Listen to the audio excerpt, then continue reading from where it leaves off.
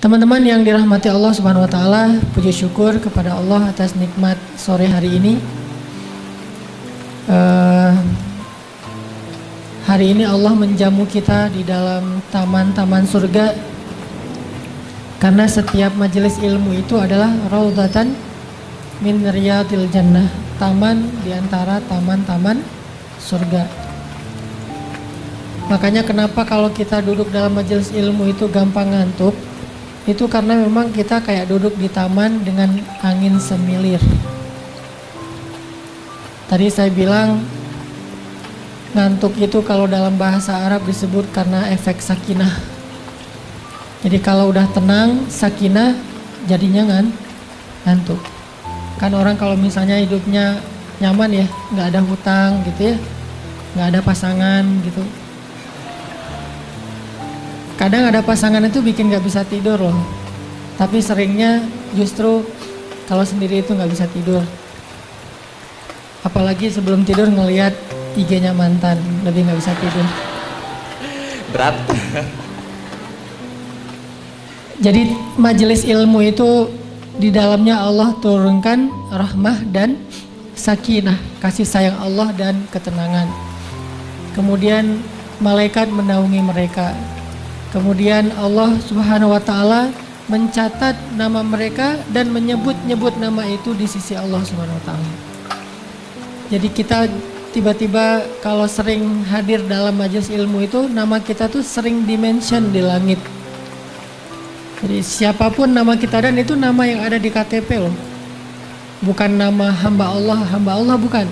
Nama yang kita pakai yang diberikan oleh orang tua kita, bisa nama KTP, bisa nama kayak nama panggilan. Kalau misalnya nama kita kayak agak susah diucapkan, nanti malaikat akan menyebut kita dengan nama-nama yang bermakna kebaikan. Misalnya dia seorang yang rajin duduk dalam majelis ilmu, seorang yang rajin mencari nasihat-nasihat dari para ulama, maka dia akan diberi gelar oleh para malaikat seorang yang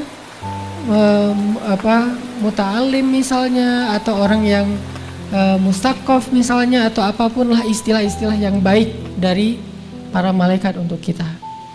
Dan benar-benar Allah nge-mention kita di langit, disebutkan misalnya Hanan_Ataki. Asik. Buat yang belum follow. Modus. Ya teman-teman, kemudian salawat dan salam teruntuk Nabi besar, kekasih kita, teladan kita, Nabi Muhammad Sallallahu Alaihi Wasallam. Beliau juga masa mudanya walaupun belum menjadi Nabi, usia belasan tahun, kemudian 20-an tahun, 30-an tahun, banyak teladan yang bisa kita ambil dari baginda Rasul. Walaupun waktu itu beliau belum dapat wahyu. Jadi kalau dibilang kesolehan Nabi Muhammad setelah dapat wahyu itu adalah kesolehan yang dibina dengan ayat-ayat Al-Quran. Nah, kalau sebelum dapat wahyu, kesolehan Nabi Muhammad itu adalah gift dari Allah Subhanahu wa taala. Allah benar-benar ngasih keistimewaan buat Nabi. Allah sendiri yang mentarbiyah Nabi. Allah sendiri yang membina Nabi. Allah sendiri yang mendidik Nabi dari sejak beliau di dalam kandungan ibunya. Allah yang mendidik Nabi Muhammad SAW. Sehingga beliau tumbuh menjadi seorang anak muda yang kalau dalam bahasa kita mungkin anak muda yang kece banget. Selain penampilannya keren, beliau juga yang paling lebih keren lagi itu akhlaknya. Jadi setiap Nabi itu kan Allah kasih kelebihan tuh beda-beda ya. Ada Nabi memang lebih dominan fisiknya yang paling keren, walaupun akhlaknya juga luar biasa. Tapi yang terkenal fisiknya kayak Nabi Yusuf.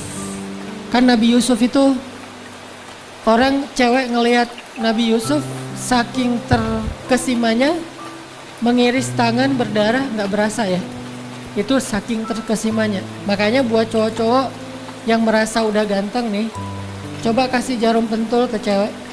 Mbak, nih jarum pentul buat apa? Coba Mbak tusuk jari sambil ngelihat wajah saya. Kalau Mbak nggak sakit, berarti saya ganteng. Dijamin sakit. Berarti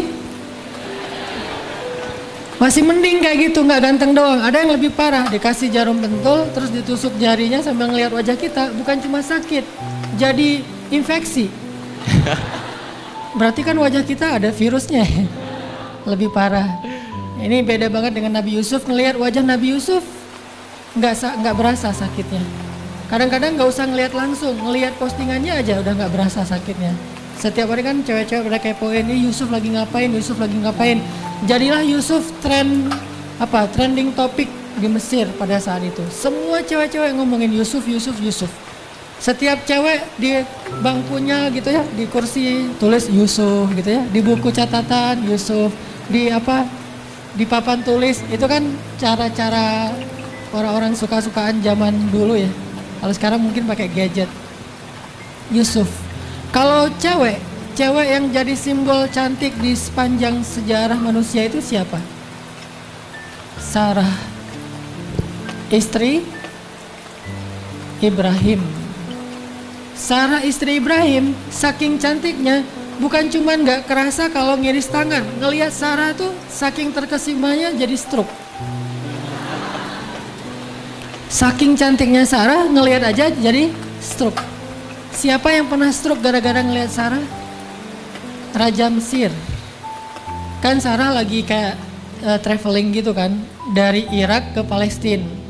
Nah jalan bareng Ibrahim, bareng teman seperguruan nama Sarah namanya Lut yang kelak juga jadi nabi. Jadi Ibrahim, Lut, Sarah jalan traveling. Jalan terus transit di Mesir. Pas lagi transit di Mesir, orang-orang ngelihat Sarah itu banyak yang terkesima. Akhirnya heboh lah seluruh Mesir kalau ada cewek cantik dari Irak lagi transit di situ. Diundang oleh raja ke istana, jadi disuruh extend, jangan lanjut. Jadi connecting flight-nya tuh di cancel. Ntar dikasih yang kelas bisnis atau yang first class sama raja. Diundanglah ke istana. Sampai di istana, raja pengen ngegodain Sarah, dikirain Sarah ini masih jomblo gitu kan. Soalnya nanya ke Ibrahim, Ibrahim gak ngaku. Ibrahim, siapa Sarah itu buat kamu? Istri atau siapa?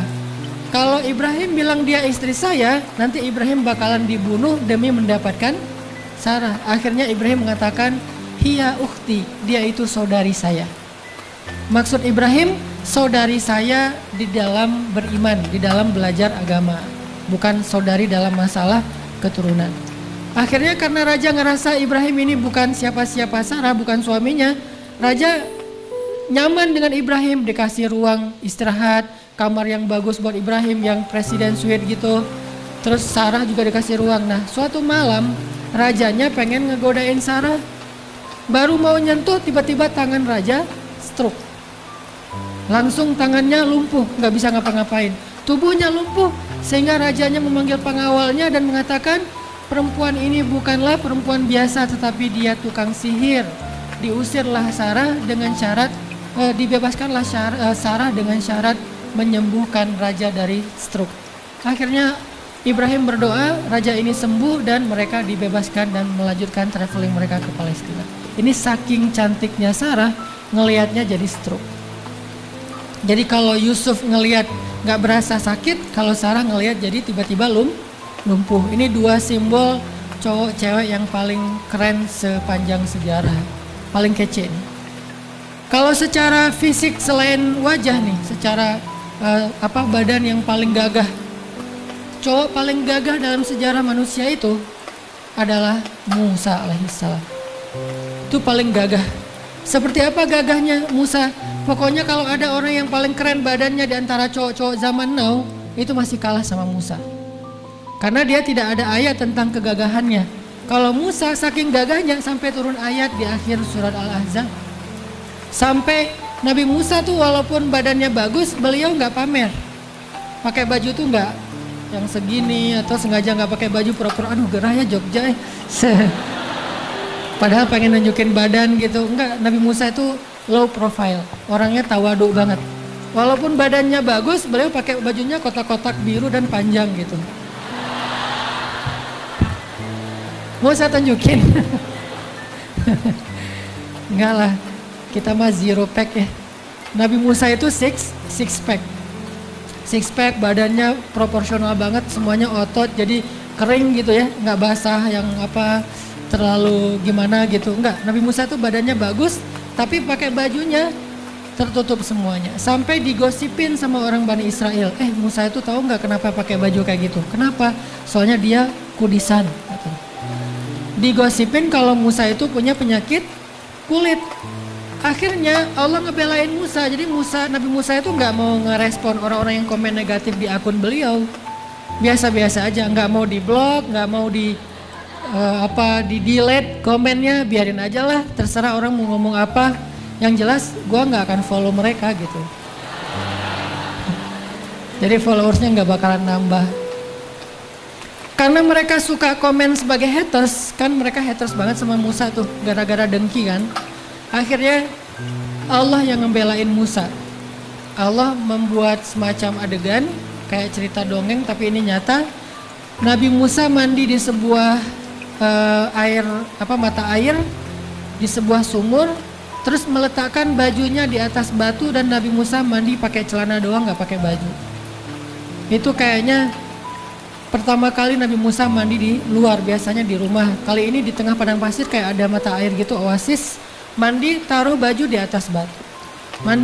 Udah mandi, pas mau ngambil bajunya di atas batu, batunya udah pindah.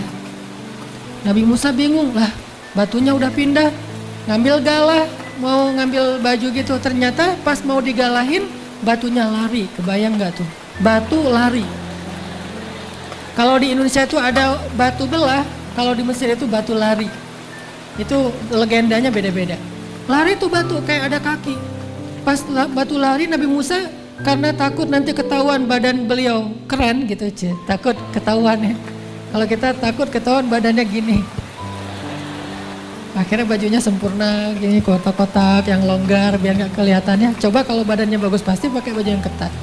Ini longgar karena biasa-biasa aja. Bagusnya cuma di mata istri.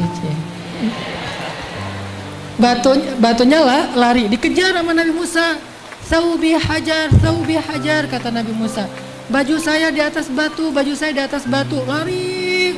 Akhirnya ngelewatin Nadil Qaum. Nadil Qaum itu kalau bahasa kita tempat orang-orang ngumpul. Batu tuh sengaja lagi pengen nunjukin badannya Musa ke orang-orang, dia ngelewatin ada skate park gitu, lewat anak-anak Bani Israel lagi main skate, lagi oli gitu, lagi ngetrik, lewat. Musa lari, wes parkour.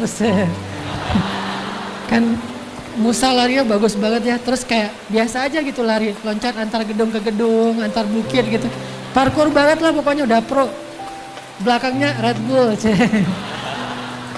Kalau zaman sekarang ya, itu udah kelasnya tuh udah kelas Red Bull loh, bukan kelas yang sekedar seru-seruan gak jelas gitu, pencitraan ordai. Itu udah benar-benar Red Bull. Musa lari, wah badan Musa paling bagus, heboh di antara anak-anak street. Lewatin lagi kafe-kafe, orang-orang lagi pada minum kopi itu keselak, lewat Musa lari, wah. Terus cewek-cewek lagi minum jus, wah gitu-gitulah pokoknya. Akhirnya rame aja semuanya ngomongin Musa dan batunya berhenti di tengah pasar. Jadi ada pasar di tengah-tengah kota gitu, batunya di situ. Musa ngambil baju langsung pakai buru-buru, tapi ibu-ibu udah terlanjur ngelihat gitu ya. Terus gimana? Ibu-ibu lah ya, the power of mak-mak. Akhirnya terkenal lah Nabi Musa badannya paling bagus di antara Bani Israel. Batunya dipukul sama Musa, terbelah. Musa itu kan juara ultimate fight ya. Emang petarung sejati lah ya. Emang Musa terkenal. Jangankan manusia, malaikat aja kan ditinju sama Musa, buta kan matanya saking kuatnya Musa. Kakaknya aja Harun pas Musa lagi marah ditarik jenggotnya, dilempar sama Musa kayak gini. Jadi kayak di film-film kartun gitu, Krishna atau apalah gitu ya, orang digituin doang. Sampai Harun mengatakan ya ibni akhi gitu, ya ibna ummi, wahai saudaraku, la ta'khudz bilihyati, jangan kau tarik janggutku, takut copot gitu saking kuatnya Musa. Jangankan udah dewasa, waktu Musa masih bayi aja narik janggut Firaun kan sampai copot kan. Kan raja-raja Mesir dulu kan janggutnya dibentuk segi empat terus panjang gitu kan ya, kayak di cerita-cerita di gambar-gambar. Itu Musa masih bayi digendong sama Firaun, karena Musa nggak rela digendong sama musuhnya. Musa yang tadi habis ketawa-ketawa sama istri Firaun tiba-tiba sekarang jadi cemberut.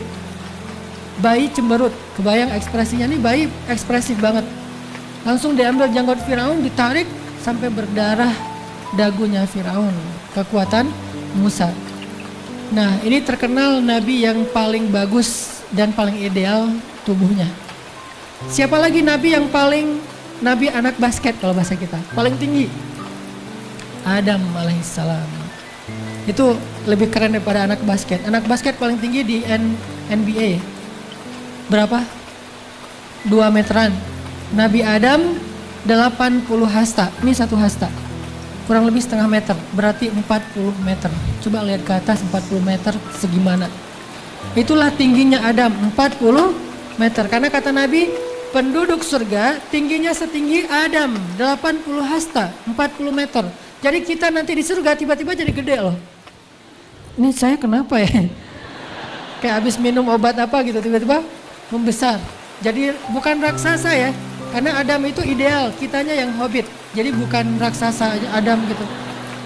Kebayang gak kalau kita hidup di zaman Adam, terus sholat berjamaah bareng dengan generasinya Adam, kan gak sengaja nih apaan sih di bawah kaki kok keinjak. Ternyata kita gitu. Makanya dibedain kan zamannya antara umat Nabi Muhammad sama umat Nabi Adam. Itu tinggi banget, gagah banget. Terus Nabi dengan kelebihan yang Allah kasih juga suaranya. Siapa? Ayahnya Yusuf, Daud alaihissalam. Ayahnya Sulaiman, Daud alaihissalam. Daud itu Allah kasih mukjizat suara. Jadi bisa dibilang kalau zaman sekarang Daud itu vokalis. Itu legend banget. Siapa vokalis? Sebutlah kayak reggae gitu ya. Ada Bob Marley, jauh lah. Atau siapa misalnya vokalis pop, misalnya ada Michael Jackson, siapa kayak gitu-gitu. Jauh dibandingkan dengan suara Daud.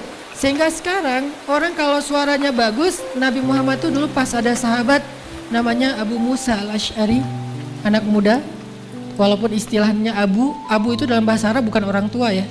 Itu kayak panggilan apa? Panggilan gaulnya lah, panggilan bekennya lah, itu pakai istilah Abu.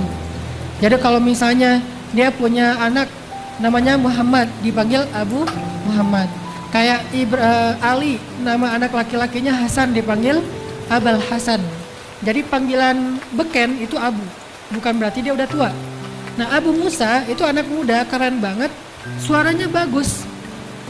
Suatu hari Abu Musa baca Al-Quran, Nabi lewat masjid ngedengar suara indah sekali.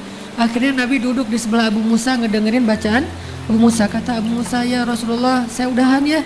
Kata Rasulullah, lanjutkan Abu Musa. Nggak boleh, nggak enak, saya masa bacain Quran di depan orang yang kepada dia Al-Quran diturunkan. Kan nggak, kayak nggak ngerasa salah tingkah banget ya, nggak pede. Kata Nabi, saya suka mendengar dari orang lain. Jadi Nabi juga kadang-kadang suka ngedengerin bacaan orang lain. Dan orang yang Nabi suka dengar bacaannya Abu Musa. Berarti kan keren banget nih bacaannya. Akhirnya Abu Musa baca Quran. Lalu para sahabat di luar datang ke masjid bilang, ya Rasulullah, apakah malam ini malam Lailatul Qadar? Kata Rasulullah, bukan. Kenapa? Kami melihat bintang di langit itu makin lama makin banyak. Jadi kayak bintang tuh terus ada satu persatu muncul. Terus makin banyak sampai penuh langit dengan bintang-bintang. Terus kata Nabi, itu bukan cahaya bintang, itu cahaya malaikat yang pengen mendengar bacaannya Abu Musa al-Ash'ari. Malaikat aja turun pengen dengerin vokalnya Abu Musa. Itu vokalnya keren banget. Dan dia tuh bener-bener akapela gitu ya. Jadi nggak pakai solo lagi, tunggal show ya. Akhirnya dia baca Quran. Setelah selesai Abu Musa baca, malaikat hilang satu persatu, naik lagi ke langit.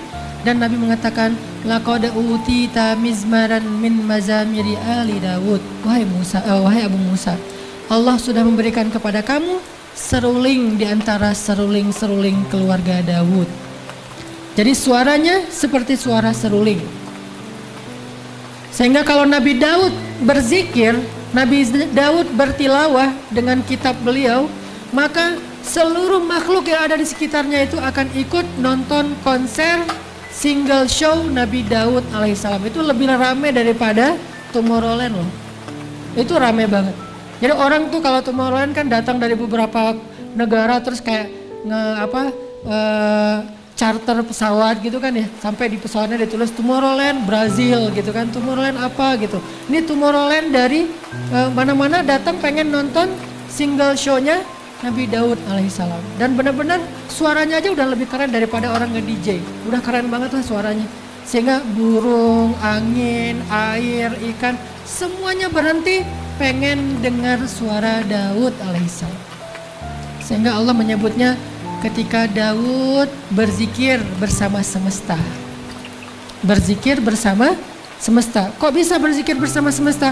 Karena kalau Daud udah bicara aja nih, nggak usah Daud bernyanyi ya.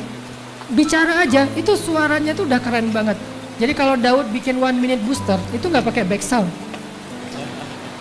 Kalau saya kan 1 minute booster pakai back sound ya. Kenapa? Untuk menutupi suara yang masih standar lah ya. Dan kesalahpahaman orang terhadap suara saya. Ini ustazah mana nih kok keren gitu. Pas ngelihat linknya, hah ustazah kok berewokan ya. Jadi ustazah tapi senang main permainan anak-anak street C.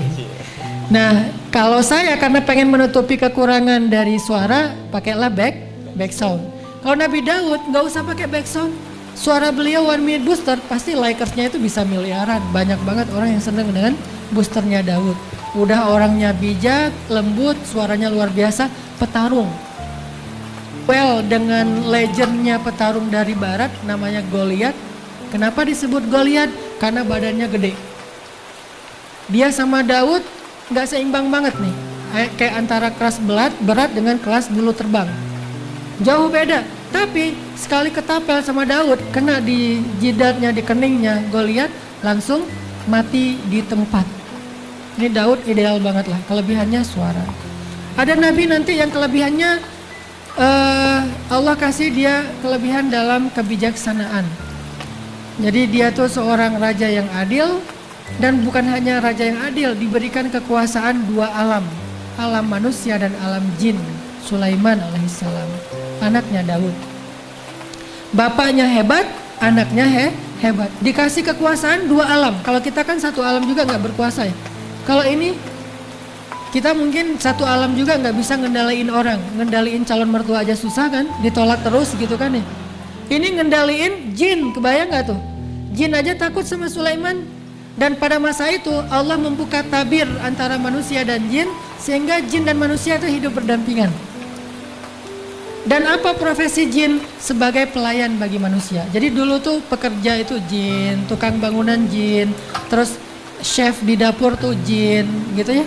Yang apa nangkep ikan di laut, nelayan tuh jin. Jadi jin tuh banyak profesi. Sampai ada adegan kalau kita baca kisah wafatnya Sulaiman, itu hadis panjang. Ada jin yang profesinya free diver. Jadi dia senang free dive gitu jin, di Wakatobi, di Papua, mana-mana gitu ya. Ini free diver banget, nggak pakai tabung gas. Biasanya dia di laut. Ini sekali ini dia lagi kayak lagi males gitu melaut, lagi badai, mungkin lagi ngapain. Dia datang ke istana, ketemu sama jin yang profesinya sebagai chef.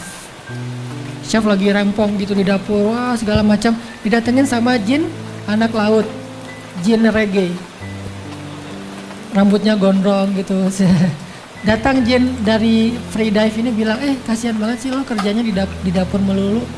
Coba sesekali ikut saya, kita free dive, kita ke laut, kita lihat terumbu karang, lihat ikan hiu, ikan paus, segala macam lah. Itu seru loh. Ya sih pengen, terus kenapa? Takut sama Sulaiman. Takut kepada Sulaiman. Ini saking jin itu ditaklukkan di zaman Sulaiman. Jin yang galak-galak juga takut kepada Sulaiman, sehingga mereka bekerja membangun rumahnya manusia, bikin gedung-gedung yang bagus, yang tinggi dengan batu-batu yang mungkin kalau diangkat itu harus pakai kren ya, saking besarnya batu kayak bikin piramid. Itu yang bangun tuh adalah generasi jin, dikumpulkan di zaman Nabi Sulaiman, sehingga orang lagi jalan tuh ngelihat bukan cuma manusia tapi ngelihat jin. Di zaman itu semua orang indigo, semua orang ngelihat jin. Kalau sekarang kan indigo gaya gitu kan ya. Walaupun sebetulnya harus diruqyah ya, karena indigo itu gangguan sebetulnya. Jadi bukan sebuah keistimewaan, lebih kepada sebuah gangguan. Walaupun kita tetap respect, cuman nggak boleh dijadikan sebagai acuan. Nanya ke anak indigo, gue jodohan gak sih sama dia gitu. Tulis namanya, gue cocok gak sama dia? Gak cocok. Akhirnya nyari lagi, nanyanya ke indigo ini jadi akidahnya berubah. Itu Nabi Sulaiman. Nanti ada lagi nabi yang diberikan kelebihannya oleh Allah Subhanahu wa taala, kelembutannya yang luar biasa. Sangat lembut. Gak pernah marah, gak pernah cemberut, gak pernah ngucapin kata-kata yang gak pantas. Dia adalah Yahya alaihissalam. Ada lagi nabi yang diberikan kelebihan oleh Allah Subhanahu wa taala, kesabarannya yang luar biasa. Berdakwah hampir 1000 tahun. 950 tahun berdakwah, kebayang gak tuh? Dan umatnya kurang dari 100 orang. Kalau 95 orang umat Nabi Daud, umat Nabi Nuh 950 tahun, berarti dalam satu orang itu berapa tahun? 9 tahun ya? Satu orang berarti sekitar 10 tahun. Kebayang gak tuh berdakwah 10 tahun cuma dapat satu orang?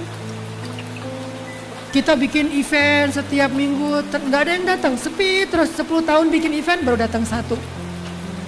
10 tahun kita berdakwah di medsos baru satu orang yang ngefollow. Kebayang gak? 950 tahun bikin akun Instagram, followersnya cuma 95 orang. Dan itu per 10 tahun nambah satu followers. Kurang sabar apa coba Nabi Nuh alaihissalam.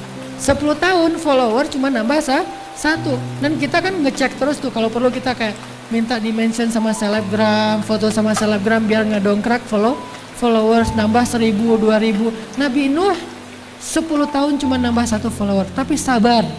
Ini kelebihan Nabi Nuh alaihissalam.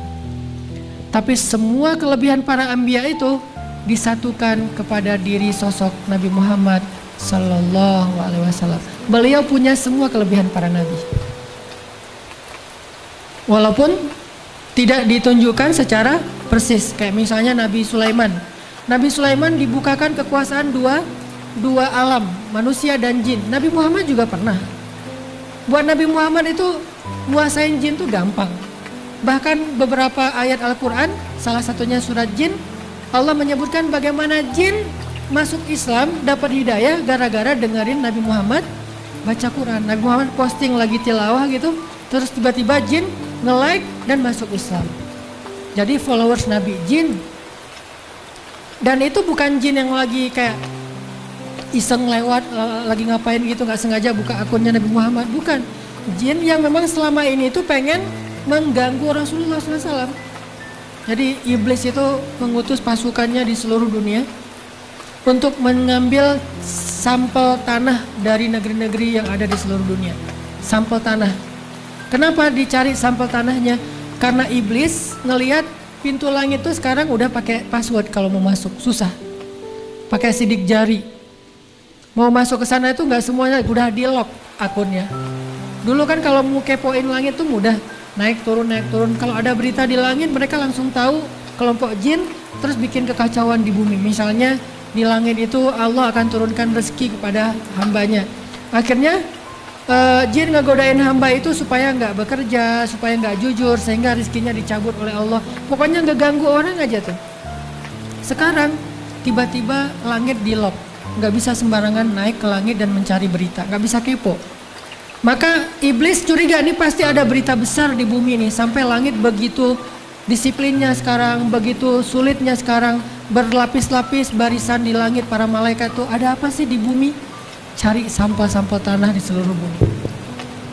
Dibawa ke hadapan iblis oleh jin-jin. Dicium satu persatu sampel tanah itu, dicium nggak ada, dicium nggak ada, dicium nggak ada, diendus nggak ada. Tiba-tiba ketika iblis mengendus satu sampel tanah, yaitu tanah kota Mekah, iblis langsung kaget dan mengatakan, aku mencium aroma seorang nabi. Jadi nabi itu ada aroma di dalam bagi iblis, bagi jin. Aku mencium aroma seorang nabi. Dan kali ini aromanya lebih kuat daripada nabi-nabi sebelumnya. Dari mana kalian dapat tanah ini? Dari Mekah. Pergilah ke sana, cari tahu berita tentang dia, dan kita akan menyusun rencana menghalangi dia dalam dakwah. Diutuslah sekelompok jin mencari tahu berita tentang nabi terakhir yang ada di Mekah. Dan pas mereka sampai di sana, kalau nggak salah di daerah yang disebut dengan Nakhlah, tiba-tiba jin mendengar Nabi Muhammad lagi membaca Al-Quran. Kemudian mereka takjub, ajaban.